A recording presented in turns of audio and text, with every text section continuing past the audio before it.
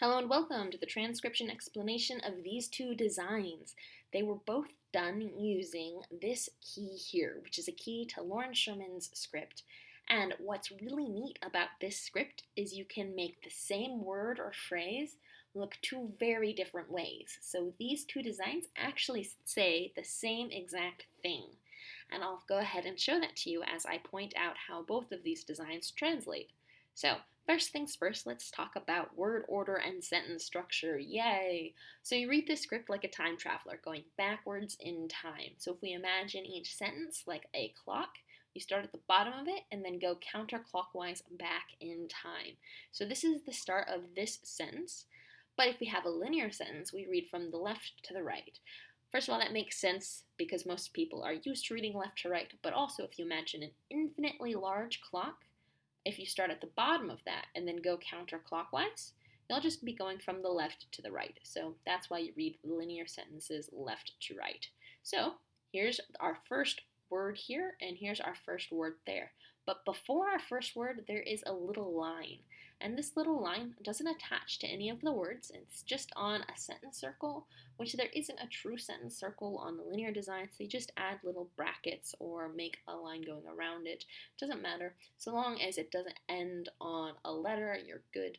And these little single lines are quotation marks. So on this design, we have the quotation mark at the beginning before our first word, and if we were to continue around the circle, it's also at the end. Yay, things being a circle. But here we have to have two quotation marks, one at the beginning and one at the end. So this design is in quotes, so it's a quotation.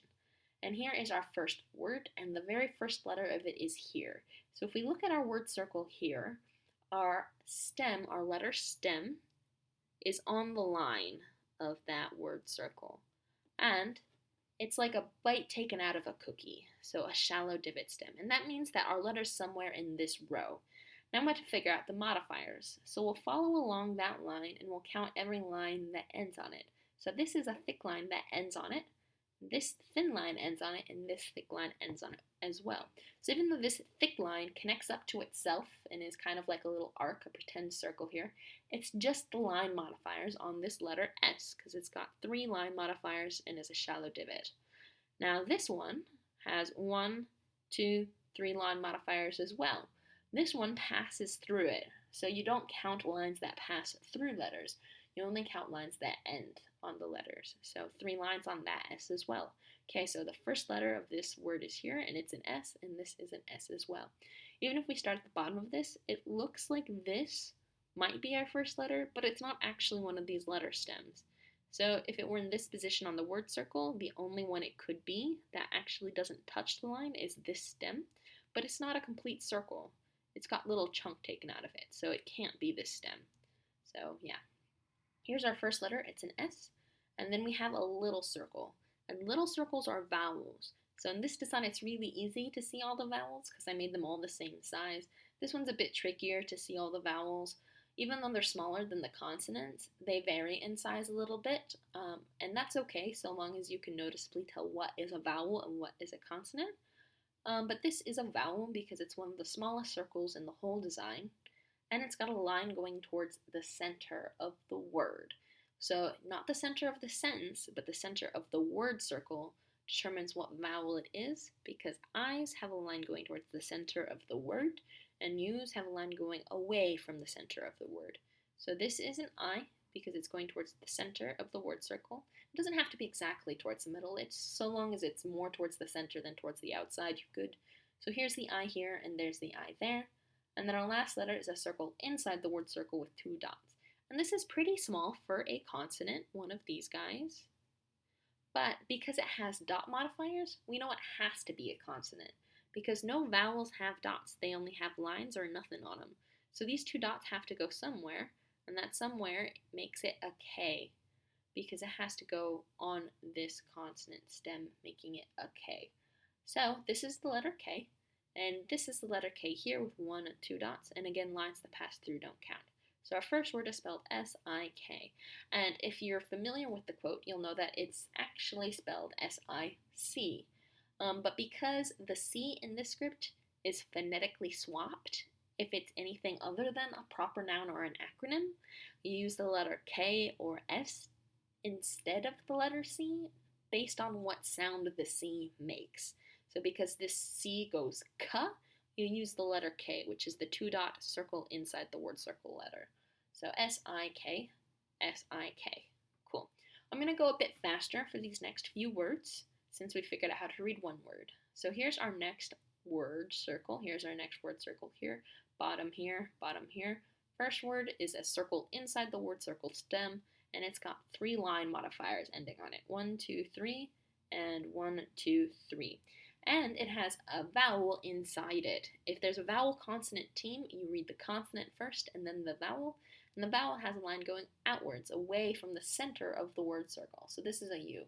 And even though this I and U have the same line direction, they're different letters because the center of this word's up here, while the center of this word is down here. So this is a U because it's away from the center. This is an I because it's towards the center. Anyway, here is the U on this M. So M, U.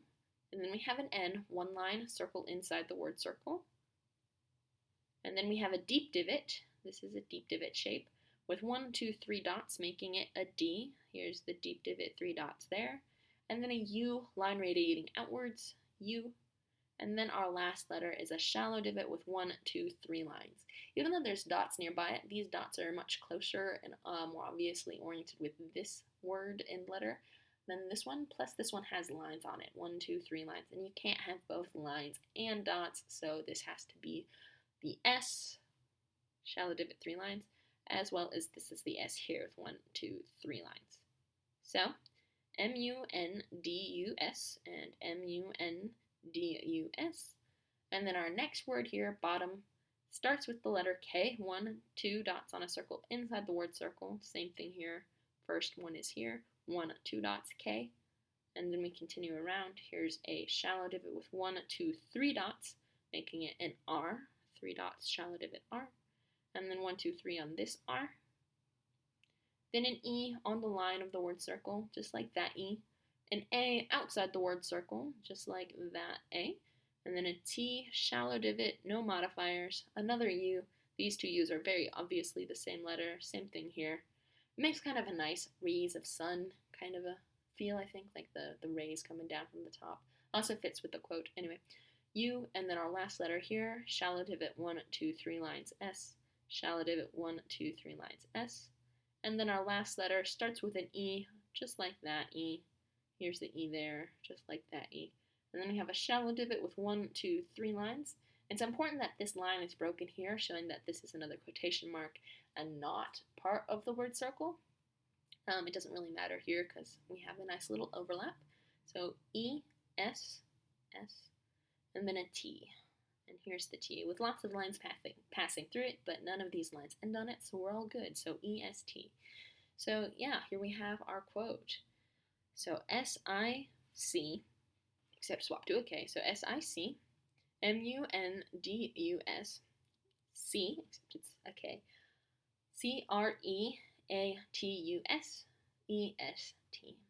And then S-I-C, M-U-N-D-U-S, C-R-E-A-T-U-S-E-S-T.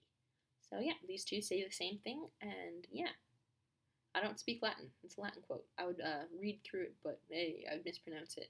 So yeah, I hope you like your designs. Bye.